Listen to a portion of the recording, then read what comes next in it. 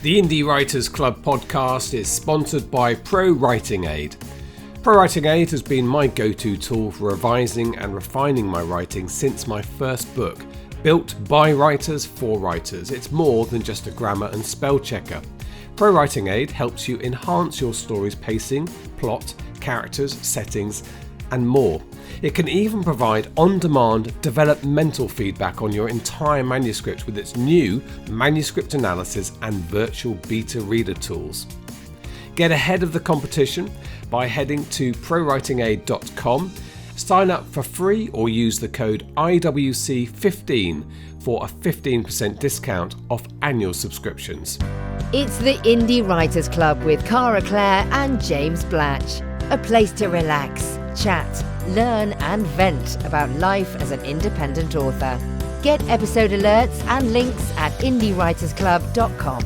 Now, here's Cara and James.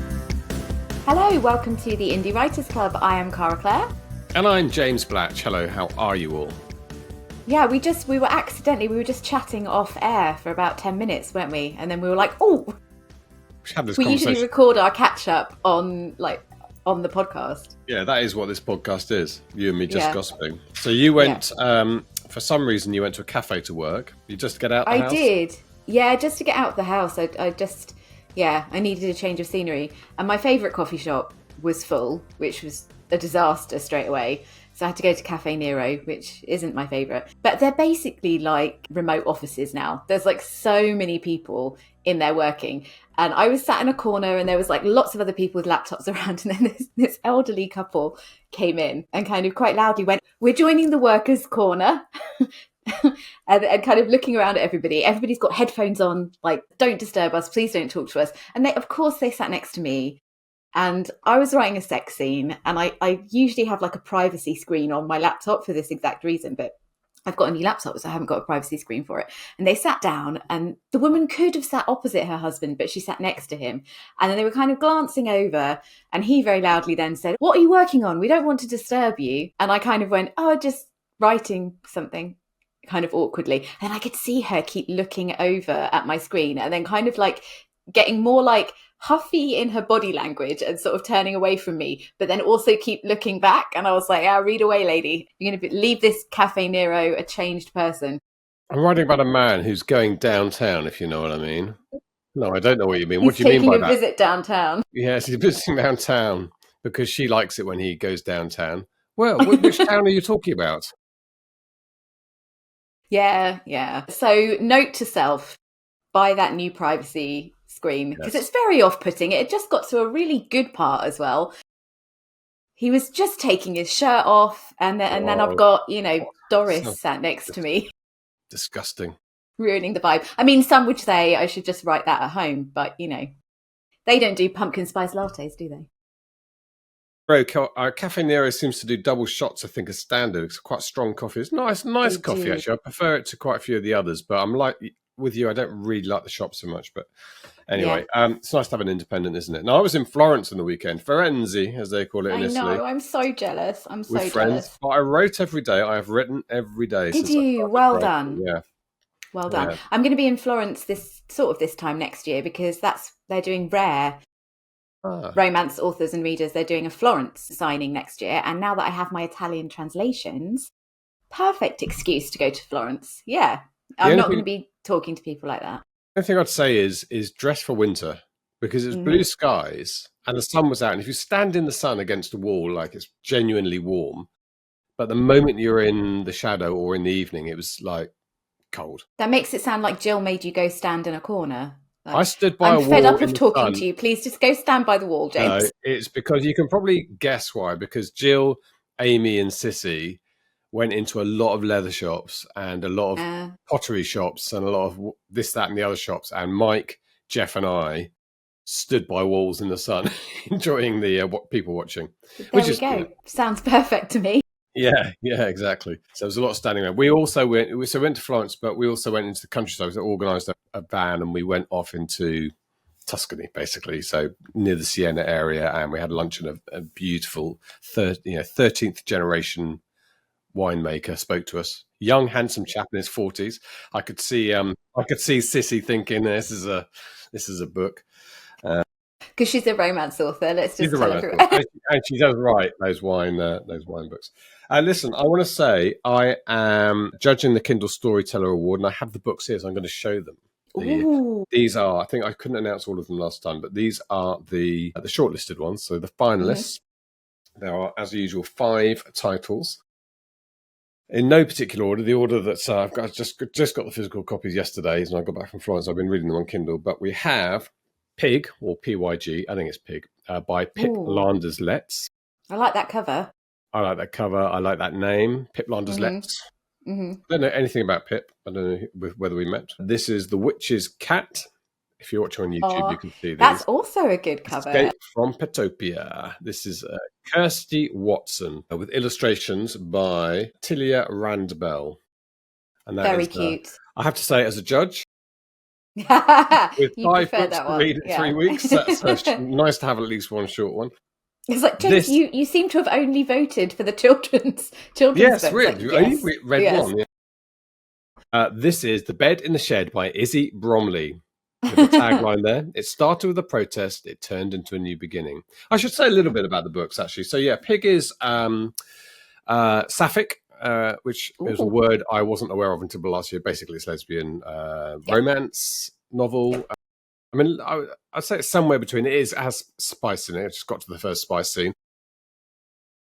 But it's reads sort of women's fic, but lesbian turn number, and very humorous. I can't really say, I'm not going to use adjectives because that makes it sound like I'm judging them already. Yes. And obviously I'll keep that to myself. But A Witch's Cat obviously is a children's book, and it's through the eyes of the 2 animals who live with a friendly, lovely witch. Called literally Lovely Witch. The Bed in the Shed by Izzy Bromley, better known to those of us who've been listening to the podcast for a while and who've been to conferences as Imogen Clark, who is an APUB author, but I'm assuming, I haven't checked this, she's self-publishing this, because is that the rules for Kindle Storytelling? Yes. Yeah. Self-publish them. You do. Blue Lizard Books Limited, so I'm assuming that's her. That's you have to be self-publishing it, I'm sure you do. Yeah, I didn't realise that Imogen was doing that. She's currently about to climb Kilimanjaro, I believe, for charity. Is she? So, good luck. She's having a big week. And this is women's fiction, I guess. Stories are stories, aren't they? When I'm reading these stories and I'm enjoying them all, I am enjoying them all. You sort of don't want to start picking them into genres, even though I know from a marketing point of view, that's exactly what we need to do, and that's how you sell them. But I'm just reading. But then it's tempting for you to be looking at it as whether it fits its genre rather than just whether you've enjoyed the book. Yeah. But this is about a sort of typical housewife who basically picks up everyone else's underpants her whole life and never really thinks about herself or does anything for herself until she does, which is sort of all in that tagline. Nice. Next, we have a crime fiction from J.M. Dalgleish, who's an Norfolk author. Good. Jason Dalgleish, and this is a fairly long-running series. I'm not sure what book number this is, but this is a regular detective who we pick up, and he's suspended between jobs after things went wrong in the last book, and somebody dies at a school after a school reunion. So that's the sort of setup for that. And if you're watching on YouTube, this is basically a perfect example of a crime cover and title, isn't it? Title, When Death Calls. Yep. You know that's crime, and that is a crime cover. Moody, got some setting there. We get that it's going to be atmospheric. Perfect. It's almost like Jason Dalgleish has done Self-Publishing Launchpad. Almost like that. I absolutely, the keywords in the front and the sort of slightly sinister but beautiful cover, and dark foreshadowing stuff. So it's police procedural, and I'm going to stop myself saying anything good. Yeah, well, you're doing very well. And then the last one, which I literally have received yesterday, which is called The Gathering of Clan McPhee, Karen Bow Menuhin. Or Menuhin. And I've literally just started this because I didn't have this on Kindle. I was stupidly thinking this probably, I didn't, because this was, we didn't get them all at the same time and only received this physical one yesterday. So I'm starting to read the physical one. I've literally started it this morning. And I would say it's opening in 1924. And I would say from the first few pages that it's cozy mystery. It's what it feels like to me. But I am, as you can probably see, 40 pages in. But I'm well through the others. So they're the books. They are the shortlisters.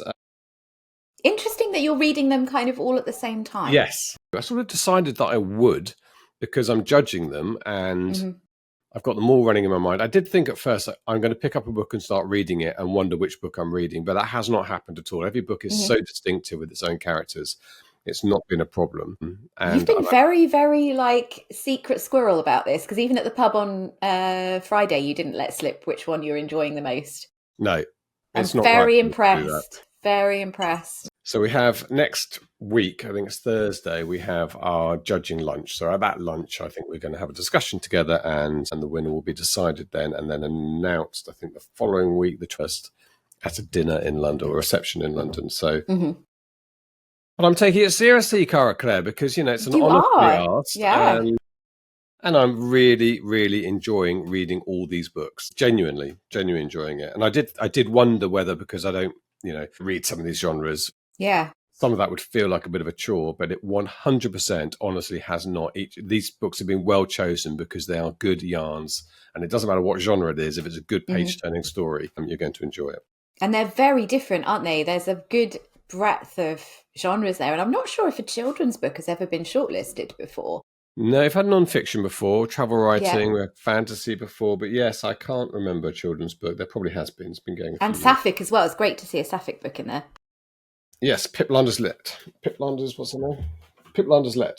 Mm-hmm. I mean, that might be a nom de plume. Maybe she'll walk up to me and say, "You know who I am." How could you forget me? Yeah, it's good. I mean, it's an award that highlights self-publishing, independent authors. It's a huge, thriving industry. I'm really pleased KDP do it, and I'm pleased to be a part of it this year. So we'll Yeah, and I mean, we've got two kind of alumni in our little Cambridge group, haven't we? Because Hannah Lynn won. I can't remember what year it was that she won. And then our friend Francesca was shortlisted last year and she didn't win, but she then went on to be signed by, was it Lake Union? One of the Amazon imprints. Yeah. So yeah, and it can do amazing things for people's careers, even if you're not actually a winner.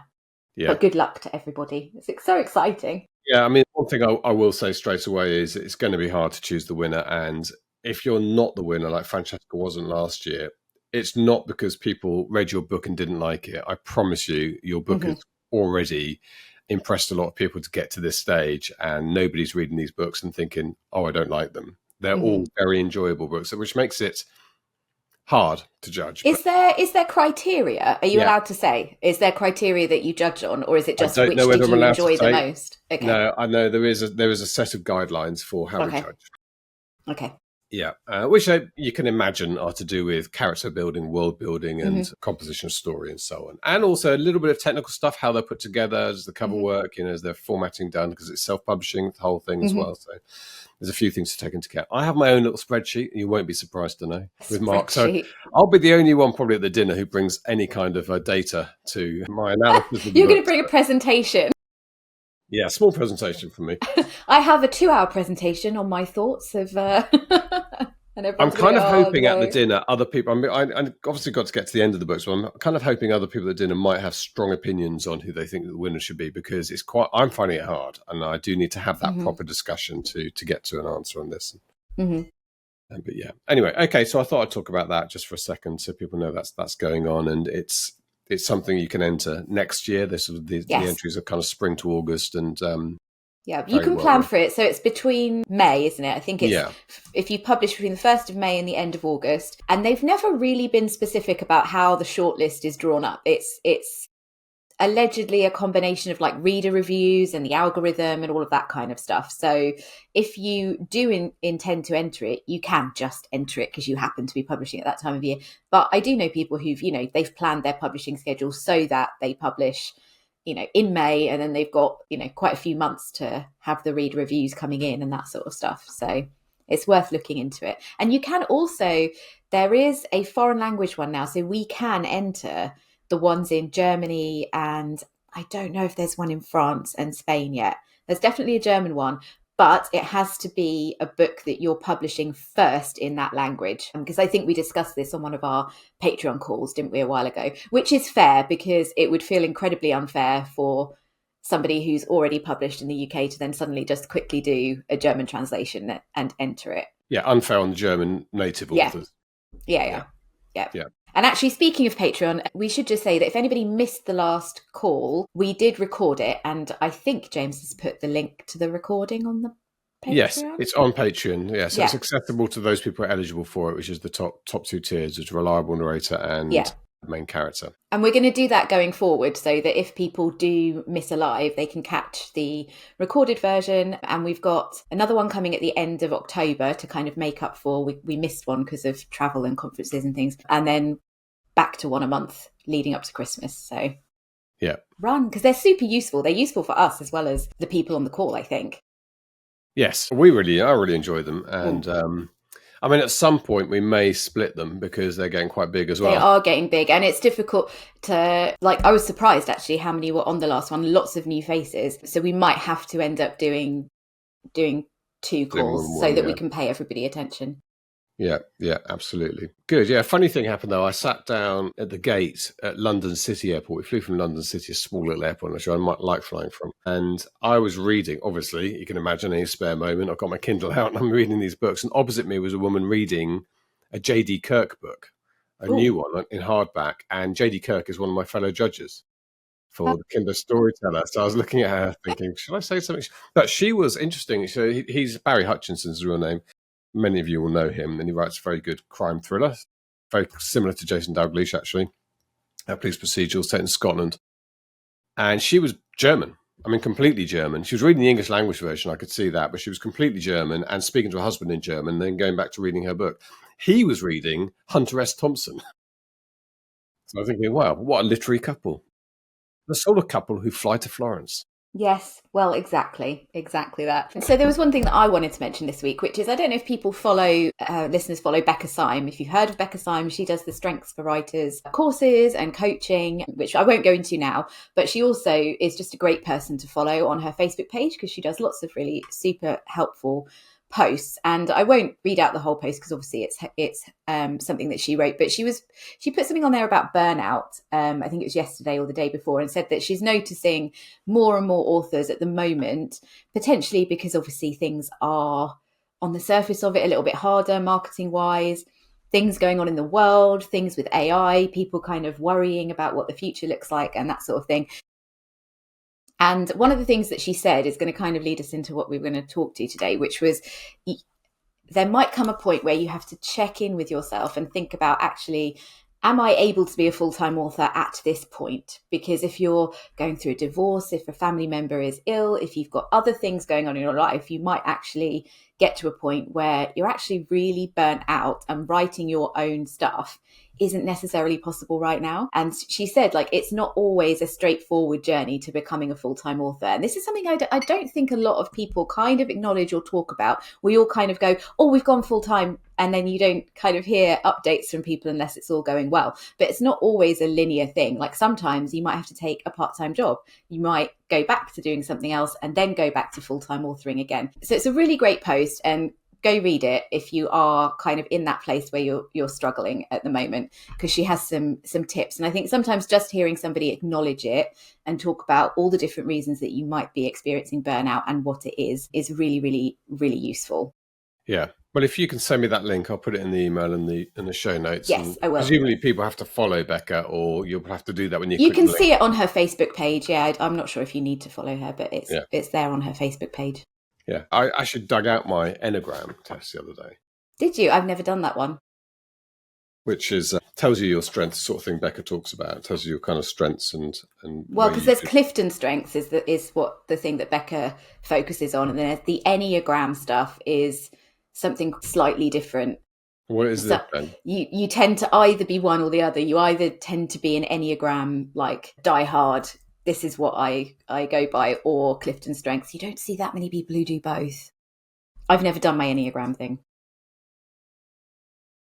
I have no idea what this means. It says I have some. It does say I have some superpowers, but none of them are flying. We should do an episode on that. We should both do our Clifton Strengths and we should both do our Enneagram. Then we should do an episode on it and talk about what we think, what it tells us that it means. I would be really interested, actually, because I took my Clifton Strengths probably about 3 or 4 years ago. I'd be really interested to retake it and see if it's changed, because a lot has changed for me personally in that time. So I'd be super interested to see if it comes out with the same result. And if you have no idea what we're talking about, Clifton Strengths started off as like a kind of corporate team building thing. So you answer all these questions and then it tells you like how you best relate to people in the workplace and that kind of stuff. But Becca Syme and her coaches kind of adapt this for writers. And, you know, I don't think anything like this is good to take in a totally prescriptive way, but it can be really useful because she talks about it. You either function from a kind of a good place or a bad place with each strength. So for example, like my number 1 is activator, which is like, I just want to do the thing now. So that can be really helpful if you need to make a quick decision, or it can actually shoot you in the foot if you're doing things too quickly. So one of the things that I've had to learn is to kind of tame that so that I recognize when it's good to be decisive and actually when I need to put like a 24-hour hold on a decision, because I also have futuristic very high. So it's very tempting for me to be like, shiny new idea that I'm thinking about for something that I want to do in the future, but I'm going to do it now instead of focusing. So it's that kind of thing. Well, I'll have to do Clifton to see how I get on. You should, This tells me that I'm highly goal orientated, and I set my sights high, which I knew. Tells me I'm very optimistic and I have a half glass full mentality. But it also says that I'm scared of failure. Yes. That all sounds very accurate. Yeah, it does sound very accurate. And then the idea is that you don't just go away thinking, oh, thanks a lot, sort of feeling down or up about it. You make changes to the way you operate based on your strengths and weaknesses. Yeah, so it's not designed as like tearing apart your personality or congratulating you. Like with Clifton Strengths, it's not really like, oh, I've got all the good strengths and I've got all the bad ones. It's not really like that because each one can function in a good way or a bad way, depending on, like, one of my very high up ones is empathy, which is obviously, empathy is a great thing to have, but it can also be a not great thing to have if you're overwhelmed because you're kind of taking in other people's emotions too much and you're not able to take action because you're, but anyway. Although you need empathy. We're going off on a massive, you do need empathy to write. That's absolutely true. We're going off on a massive tangent.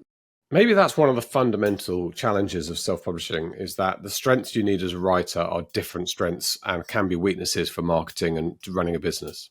Absolutely. Yeah, absolutely. I agree. And we kind of have to try to switch those mindsets. And especially if you're trying to do, like, I find that I can't be focusing on marketing at the same time that I'm really, really in the zone with writing my book. Like at the moment, I'm just about managing to do a TikTok post every day. But because I'm so in the weeds with this particular book that I want to have finished by the end of October, I can't focus on marketing in a strategic way. I can follow stuff that I've already planned out to do, but I can't be then spending time putting my marketing business hat on and thinking about that kind of stuff. Yep. It just doesn't work. Yeah. Okay. Look, we are going to talk about something else in a second, but just before that, I just want to say that I'm running some Facebook ads experiments at the moment. So I'm going through some of the SPF courses and realizing where we need to update things and make some changes. And I need to do some work for that, which is actually marketing work, and then take something out of that. So Facebook's changed a reasonable amount over the years. I mean, it's not changed fundamentally in the way you do things, but what's changed is the way it wants you to do things. It's obviously shifted away from us precisely targeting and placing our ads to us basically looking after the creative, the copy and the image, and letting Facebook do the targeting. But I wonder to what degree that is the case. So I'm running a series of ads. I'm going back to mailing list building, partly selfishly because I'm drafting again now, getting back onto the writing wagon, starting to put more product on the shelf over the next few years. And therefore, I'm back into that zone of building a foundation for the future. And that mailing list is the most important thing. So I have a novella, which is out of KU, so it's free to distribute. And I'll set up ads as best I can with the creative and copy, and I'll keep them the same.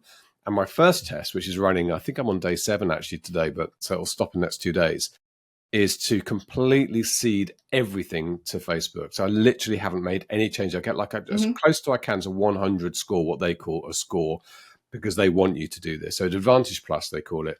So even the placements, which are weird and wonderful, like 100 different placements it can go to, stuff I would never consider that a 50 to 70-year-old man, most likely, who likes aviation is going to be in these kind of Instagram reels. But I'm leaving it to Facebook. And the idea is that Meta decides that your ads, it probably won't serve them, hopefully. At this point in the campaign has worked out that's not a place where my audience are. And then looking at the results. So how much does it cost me per person? And it's in the 40 to 50 pence range at the moment. So next week I'm going to do targeting only. I will do the targeting, but I'll leave the placements completely wide.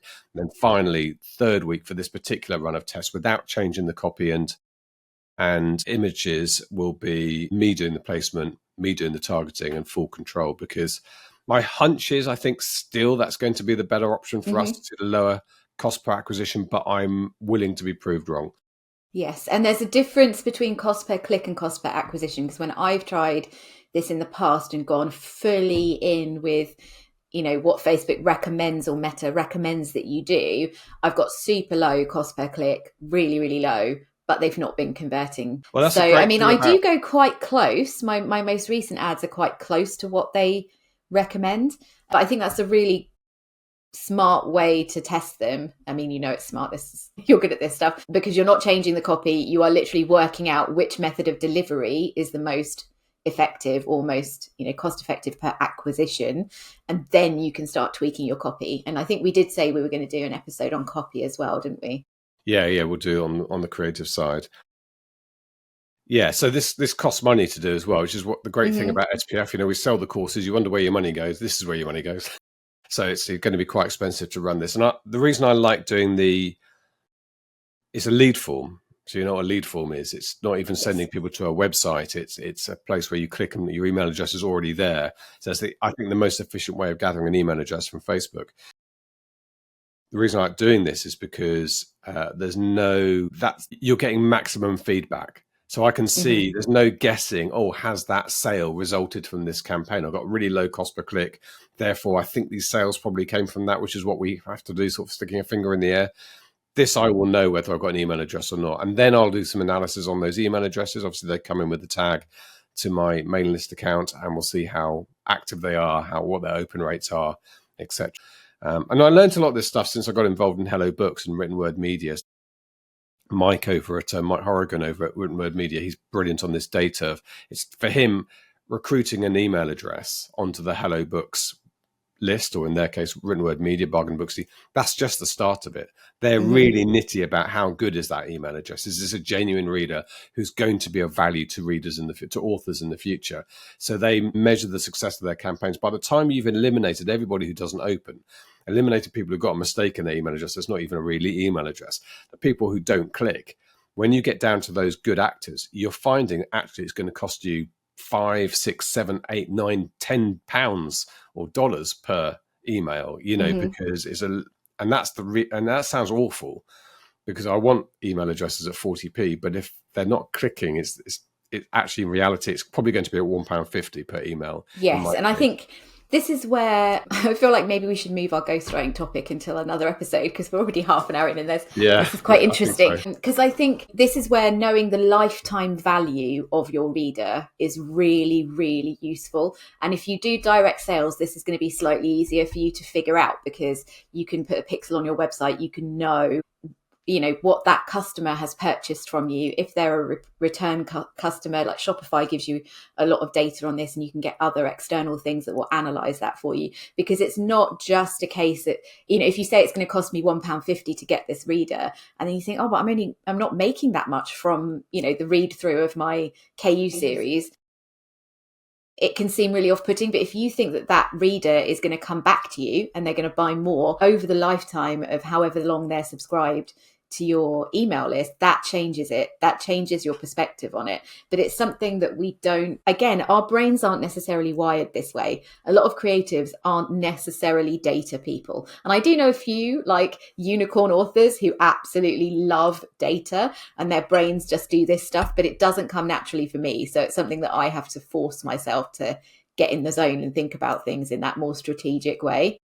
Yeah, I actually do like the data, and the more you can delve down into it, and more I enjoy it. But it is a different, go back to our other thing about strengths, it is different from the book writing. And yeah, I'm finding that because I'm drafting at the moment and doing this, it is a slightly conflicting, that might be the right word. Yeah. And I think we're also quite impatient. A lot of us, we write the book and then we go, brilliant, I'm going to start Facebook ads.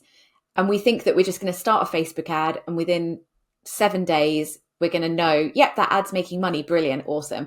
And we sort of expect to see a return on our money straight away. But I was helping a friend of ours set up Facebook ads for the first time the other day, and I said, I think you need to decide what your test budget is and be willing to lose that. Like, that is written off. You are investing that in testing your ads. So at this point, you are not expecting a return on your money, because for the next month, you're actually just testing. If you change that mindset, then that's going to stop you from just turning them off after a week because you've gone, I've just wasted £50 and I haven't made any money back. You've kind of got to be willing to actually invest and lose, whatever your budget is and you're comfortable with spending while you're in that testing period. And none of us want to. Like, I hate it. I hate being that slow and methodical number one activator. See, I'm like, I want the ads. I'm just going to spend £100 today and that will give me my answer. But especially with the way that Facebook ads work now, actually, I think they take longer to become effective anyway. Yes. So that's the other thing I need to plot out. It's going to be laborious, but there's no point in me looking at the 7 days and averaging, which is what I would normally do, and compare that. I actually need to look at what happened on day 1, day 2, day 3, because that's very useful data for me teaching people in the future. If you're doing Advantage Plus, leave it for 3 days. Before you start to see it settle down into its pattern, or whatever the results are going to be from that. That's another thing to think about.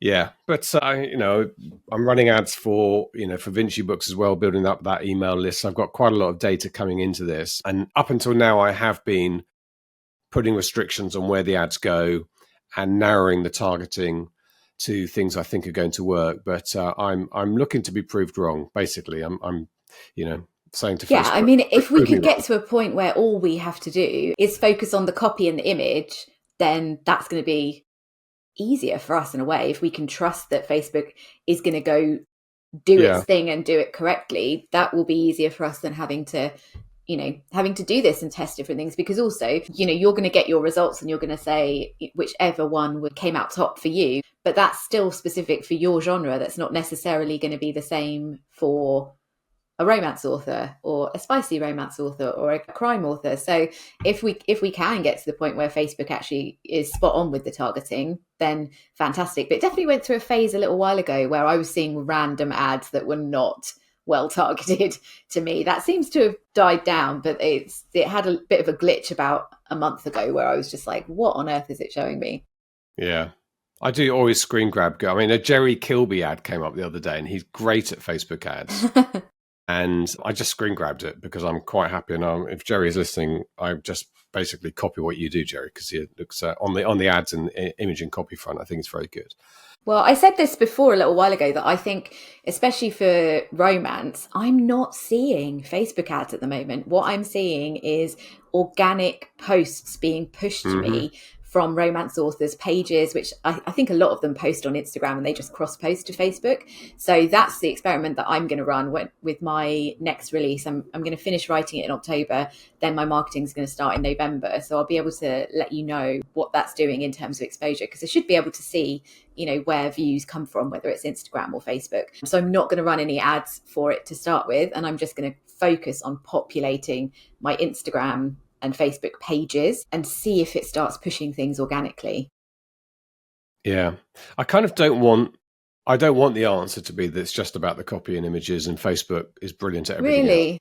I want the bar to be higher because, our community, the best people are the people who have these discussions that we're having, and the people who listen to this podcast and the people who join our monthly calls, who are discussing it, looking for the edges and looking for the ways we're working hard at it. I want that bar of entry to success to reward the people who are working at it and not just somebody who presses a button, because then that literally won't work anyway, because they'll just be too crowded. Your Facebook newsfeed will be far too crowded with the masses. There needs to be some differentiators. I absolutely don't want it to be exclusionary to people, but I want it to reward the people who are taking it seriously and trying to make a career of it and working at it. Do you not think that maybe it would just force us to focus more on the creative, the copy and the ad image? Because at the moment, I mean, Facebook says it can do that for you. It cannot. It absolutely can't. So, with our creative brains on, maybe it will force us to focus more on that, which might be something that we're more naturally inclined to be good at, and focus on ways to really, really make our creative stand out rather than having to focus on the targeting.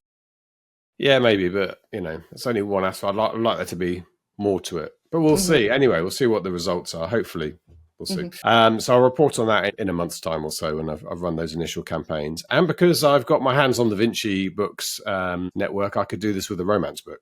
So try different genres and see what happens there. Yeah, you should. That would be interesting, especially with the network placements, like where they actually place the ads. That would be an interesting thing to see whether that's different between genres, whether you should turn some of those on or off. Yeah, definitely. Well, I imagine a lot of the places that you can basically look down, and we do this in the course at the moment. We break down a lot of the placements saying, well, this is going to skew older, because I know the Facebook news feed is like the one that reaches the most people, including an older audience who spend most of their time on the news feed. Once you get up to Instagram Reels, and there's all, like I say, there's all kind of weird and wacky stuff, you are skewing younger, just because younger people are more prone to opening more apps and going into different parts of the apps. I mean, I've been using Instagram for years. I still never look at Reels because I'm old. Do you not? Basically, I'm a news Don't they feed just person. come up like on your feed though on Instagram? They do, but I get confused about. My wife will say Emily's posted a good, funny reel, and I won't be able to find it because I know where the reels are compared to anything else. Because I'm an old person. Yeah, sorry, I forget. I advertise onto them. Interestingly. I'm not really a consumer of it, but then that's the point, because my books are aimed at older men like me, so it's quite good that I have that insight. Yeah. Anyway, okay, look, yes, we're 37 minutes, knocking on 40 minutes. So we were going to talk about ghostwriting, but let's shift that to next yes, month. Let's do that next week. It is a really interesting subject, ghostwriting, and it has all sorts of connotations. Some of them are quite negative, really, about cheating type things. So we'll talk a bit about that, because you are a ghostwriter. And it's kind of it goes through phases, and again, I think I was linking to what Becca Simon was saying in her post. I think because a lot of people are struggling, I'm getting a lot of questions at the moment from people going, but who do you ghostwrite for, and is that something I could do, and how much should I be charging? So I thought if we do an episode on it, then I can direct people to the episode. Yes. So, because it's been a while since we talked about it properly, and it is one of those things that's, it's a bit confusing. It's a bit like people aren't really sure how to get into it. So yeah, but let's do that next week, because it's going to take way more than 5 minutes to get into. It's funny how we can talk for 40 minutes about nothing. We did not talk about nothing, James. Listen, we talked about lots of very interesting. 10 years talk about nothing, and they did very well. They got $1 million an episode per person. Did they? That's goals. That's our goals. $1 million per episode per person. Our Patreon is on Indie Writing Club support. I did win the lottery when I was in Florence, and it's quite exciting because it doesn't let you access it abroad, even with a VPN. It knows you're abroad. Yeah, so you can't log in because you can't play the UK lottery from abroad. And so I had to wait till I got home to discover that I got 3 numbers on the main draw and won £30. Wow. And you could have had a spending spree in Florence if you'd known. I know. £30. That'd have bought you what, like 2 gelatos? Yeah, exactly. Yeah. Slice of pizza. It would have been nice to pick up that million. Quite a few people won $1 million that week, and somebody won 15 million, the top rollover prize. We're just filling air now with talking about the lottery. What would we do with $1 million in another episode? Would you still write? I would only write. Yeah, is that what I might do this. I might do this and write. Yes. And I would employ somebody to run. I wouldn't close SPF. People work for it. I would employ somebody to run it, to do me there, and I'd employ somebody to do my bits in Vinci. And I'd consult for.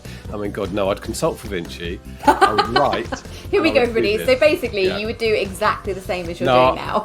Yeah, I wouldn't. You would play more golf. Is what you would do. I would definitely play more golf. I have not played golf for yonks, and I'm missing it. But look, you probably don't want to see my to-do list today, and I've crossed off 2 things on it, and there's about 15 more. So I've crossed off lots of things on mine today. I've been very productive. Very, very good. I'm very pleased to hear. Good. Okay. Thank you very much indeed. Thank you. We will see you when we talk about... I was waiting for you to say something witty then. Right. Well, I was just thinking about trying to tie in the ghostwriting episode with Halloween. Because of ghosts. Yes. Okay. Yeah. So we'll talk about something else next week, and we'll save the ghostwriting episode for Halloween. Please, because then we can wear costumes. Please. You want to wear costumes? Yes. I absolutely... Everybody tell us in the comments, please, if you want us to wear costumes. They're going to send us links to all sorts of rude costumes, but yeah. Are they not? Our listeners are very wholesome. Okay, thank you very much. See you next week. Bye.